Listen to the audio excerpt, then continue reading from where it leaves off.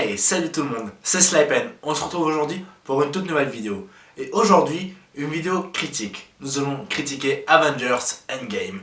Il y aura une partie spoil et no spoil. On commence tout de suite par la partie no spoil.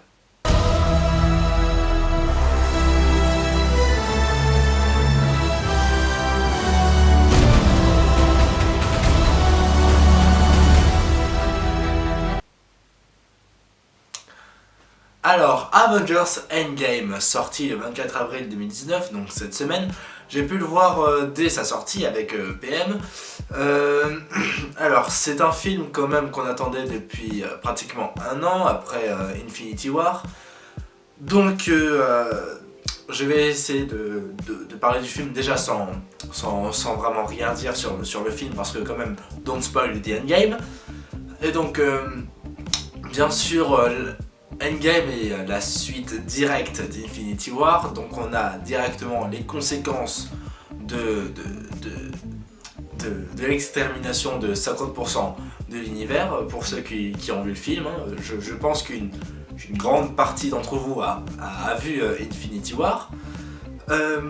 Donc Endgame est toujours réalisé par les frères Russo, qui s'étaient chargés d'Infinity War. Et donc... globalement, c'est un bon film, hein. Bien sûr, on augmente toujours le niveau des films Marvel. J'ai quand même été déçu par quelque chose.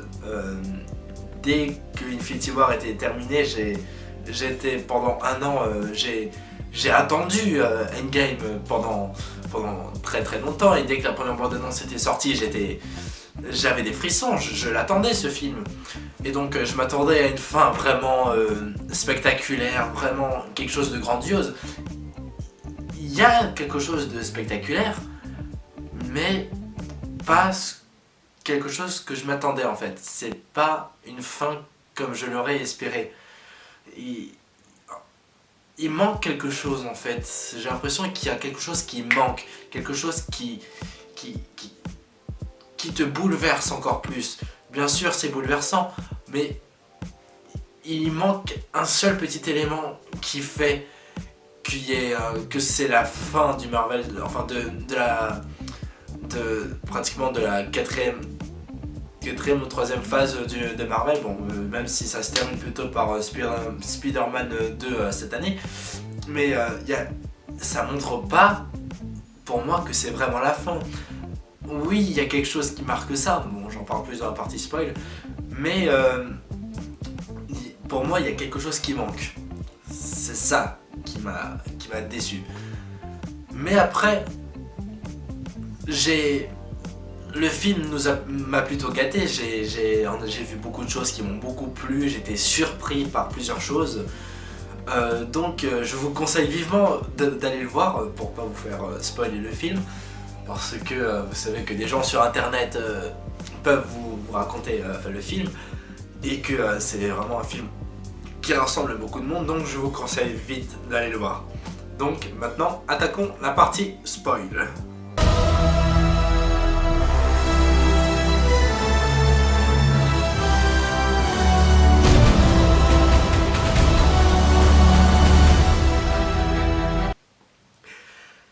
Bien.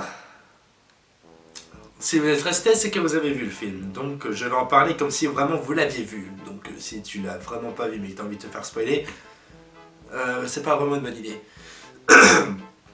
Donc le principe du voyage dans le temps est quelque chose qui confirme mes attentes. Quand je regardais les quelques photos et théories, je pense que le voyage dans le temps était possible dans Endgame, et cet élément-là me plaît beaucoup. Bon, je dois vous dire, mon film préféré c'est quand même Retour vers le futur, hein, donc les voyages dans le temps, j'aime bien ça. Mais ce voyage dans le temps là, c'est vraiment quelque chose pour les fans Marvel. C'est pas vraiment du fan service, c'est quelque chose qui t'apporte quelque chose dans l'histoire. Mais c'est vraiment un élément crucial dans Endgame. Le fait qu'il va j'entendre dans les autres films Marvel, par exemple dans Thor, le truc des ténèbres, enfin Thor 2, je n'aime vraiment pas ce film que j'ai oublié le titre.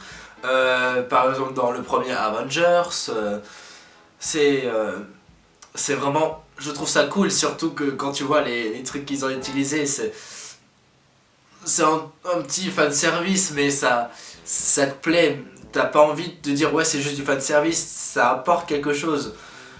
Et donc voilà, ensuite, de quoi je peux dire d'autre, la fin, oui la fin, euh, la fin est épique, je dois vous dire, j'étais à côté de PM, on était tellement fous par la fin épique, j'avais carrément des frissons par cette fin, tout ça. Mais je vous l'ai dit dans la partie no spoil qu'il y avait quelque chose pour moi qui manquait. Mais la vraie fin, toute fin de Endgame m'a bouleversé. Oui, on l'a perdu, mais il y aura sûrement quelque chose de nouveau qui va arriver après. J'étais triste de le voir partir, mais il faut bien sûr laisser place à la nouvelle génération. Le MCU va paraître vide sans lui, mais va continuer à exister. En fait, je dis lui, mais en fait on en a quand même deux qui ne sont plus là.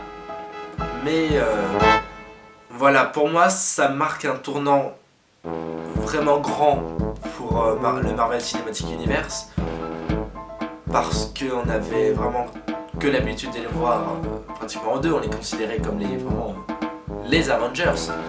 Et donc là on a franchi une sorte de cap en fait.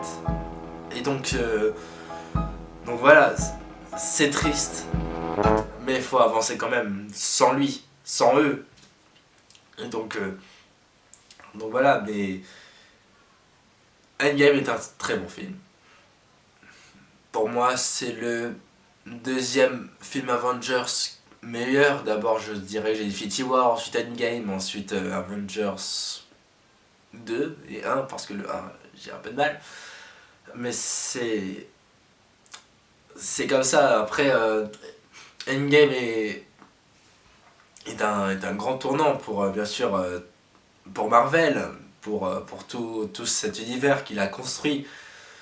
Mais voilà, c'est un film important. Voilà. Bon, je pense que j'ai absolument tout dit pour ma partie critique, un peu court peut-être pour Endgame, mais j'essaie de garder une sorte de... comment dire... J'ai beaucoup de choses à dire dessus, mais je vous invite à en parler déjà en commentaire pour ceux qui l'ont vu, et donc je vous répondrai peut-être s'il y a des choses que je peux dire ou que je ne peux pas dire pour le Don't Spoil the Endgame, mais voilà. C'était Slyped, je vous retrouve pour d'autres vidéos, donc je ne sais pas quand, il faut que... Je suis en train d'écrire d'autres vidéos, mais il faut voir lequel je vais faire en premier. Je t'invite à partager, à laisser un pouce bleu, à t'abonner à ma chaîne si tu en as envie, ça m'aiderait beaucoup pour avancer. Et donc voilà, je te dis à plus pour de nouvelles vidéos. Salut!